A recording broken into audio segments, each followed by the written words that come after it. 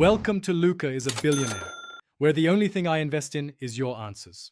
You begin by preparing tidy data. Select the label column and the numeric column immediately. Once done, convert any text numbers to true numbers so the chart calculates correctly, and remove blanks or totals that would distort percentages. Next, highlight the range including headers if you want automatic legend and title. Make sure Excel recognizes the data types. This ensures slices represent actual values rather than text. Now you're ready to insert the initial pie.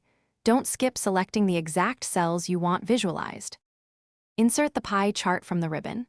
Insert, then Charts, then Pie. Pick the style that suits your message. Once inserted, use chart filters to include or exclude data series and toggle legends or labels. This controls readability. Then format data labels to show percent and value so viewers see both share and magnitude. If one category needs emphasis, explode that slice or change its color. These steps refine interpretation. They make the why clear, not just the what.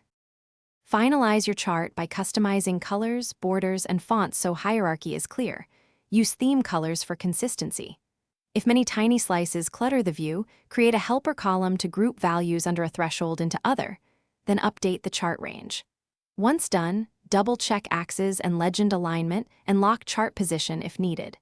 If something looks wrong, verify source cells, unhide rows, and confirm numbers aren't text. This single check fixes most pie chart issues quickly. Thanks for watching and please subscribe. It's the best investment you'll ever make.